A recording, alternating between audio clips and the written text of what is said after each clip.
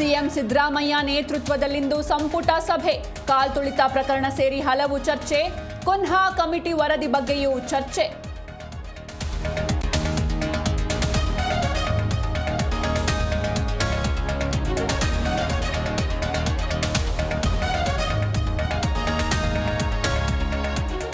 September 22ರಿಂದ ಮತ್ತೆ ಜಾತಿ ಗಣತಿ ಶುರು. ಅಕ್ಟೋಬರ್ ಅಂತ್ಯಕ್ಕೆ ವರದಿ ನೀಡಲು ಸೂಚನೆ.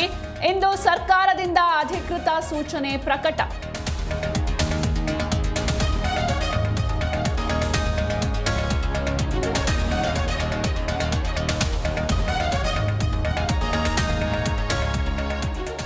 ಕೊಲೆ ಆರೋಪಿ ದರ್ಶನ್ಗೆ ಇಂದು ಬಿಗ್ ಡೇ. ಇಂದು ಸುಪ್ರೀಂನಲ್ಲಿ ಡಿ ಗ್ಯಾಂಗ್ ಬೇಲ್ ಭವಿಷ್ಯ.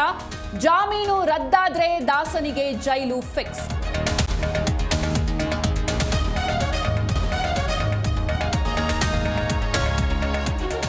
ಬೆಳ್ಳಂಬೆಳಗ್ಗೆ ಧಾರವಾಡದಲ್ಲಿ ಗುಂಡಿನ ಸದ್ದು. ವಿದ್ಯಾನಗರ ಪೊಲೀಸರಿಂದ ಕಳ್ಳರ ಕಾಲಿಗೆ ಫೈರಿಂಗ್.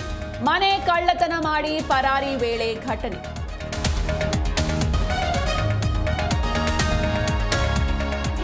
ಭಾರತ ಇಂಗ್ಲೆಂಡ್ ನಡುವೆ 4ನೇ ಟೆಸ್ಟ್. ಜೈಸ್ವಾಲ್ ಸುದರ್ಶನ್ ಅರ್ಧ ಶತಕ. ಕಾಲಿಗೆ ಗಾಯ, ಕಣ್ಣೀರಿಡುತ್ತಾ ಮೈದಾನ ತೊರೆದ ಪಂತ್.